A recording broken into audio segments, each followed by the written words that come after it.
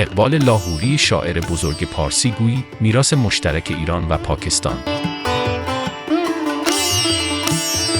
علامه اقبال معروف به اقبال لاهوری است، شخصیتی که از وی به عنوان شاعر مشرق یاد می شود و اشعار زیادی نیز به زبانهای فارسی و اردو سروده است.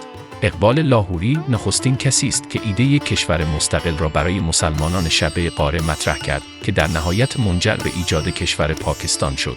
اقبال لاهور در این کشور به طور رسمی شاعر ملی خوانده می شود.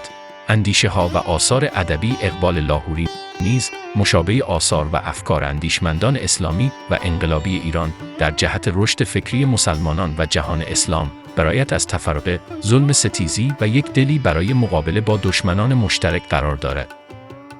بدون شک با استفاده از افکار اندیشمندان و پژوهشگران جهان، همچنین اندیشه های علامه اقبال لاهوری می توان خلا ایجاد شده در تمدن امروز جهان را با بهره‌گیری از نظریات اسلامی این شخصیت ها گرانقدر برطرف کرد.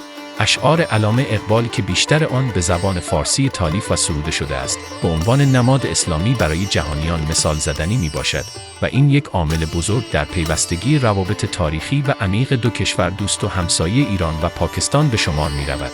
محمد اقبال لاهوری آزادی و عدالت را مهمترین سرلوحه زندگی بشر می دانست. او توانست اندیشه بیداری اسلامی را که پیشتر به وسیله مسلحان اجتماعی ایجاد شده بود را در ذهن مسلمانان بیدار کند و این گونه به عنوان یکی از روشنگران اسلامی شناخته شود.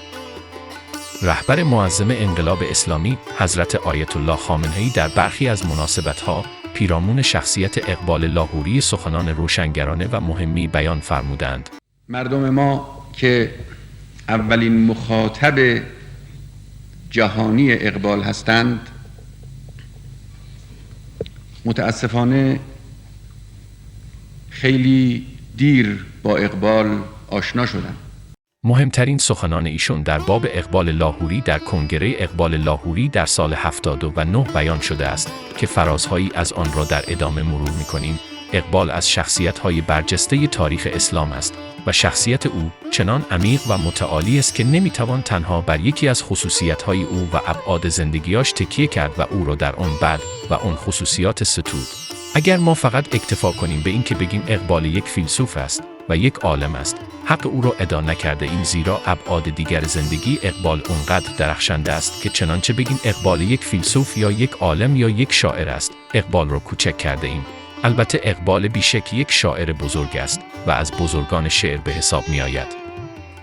شعر اردوی اقبال را متخصصان زبان و ادبیات اردو میگویند بهترین شعر اردوست. شعرهای فارسی اقبال هم به نظر من از معجزات شعر است. وی با بیان اینکه اقبال تنها یک عالم یا فیلسوف نیست، اظهار داشت مقام معظم رهبری در کتاب ستاره بزرگ شرق و یک سخنرانی در سال 64 اولین کنگره اقبال شناسی در دانشگاه تهران درباره او سخن گفتند و اقبال را شاعر عالم خواندند. ما نباید اقبال را کوچک بشماریم. او یک شخصیت صلح طلب جهانی و در عین حال یک چهره برجسته در تاریخ اسلام است.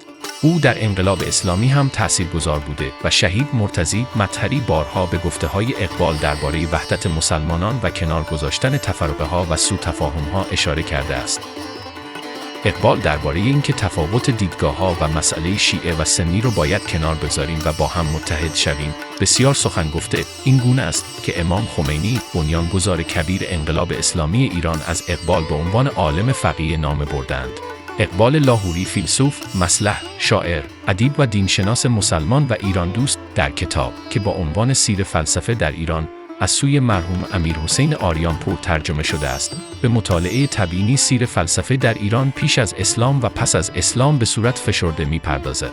این کتاب رساله دکتری او بوده است که در سال 1908 به عنوان پایان نامه دکتری فلسفه اقبال لاهوری در دانشگاه لودویگ ماکسیمیلیان در آلمان ارائه شده است.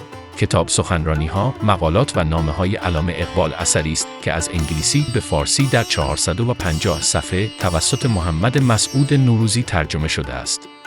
9 نوامبر زادروز علامه اقبال لاهوری است. مردم پاکستان هر سال روز 9 نوامبر 18 آبان را به عنوان سالروز تولد علامه اقبال لاهوری جشن می‌گیرند. در این روز شبکه‌های مختلف تلویزیونی و رادیویی پاکستان برنامه‌های ویژه‌ای را درباره زندگی، سوابق این شخصیت بزرگ به ویژه گنجینه و دیوان اشعار اقبال پخش می‌کنند.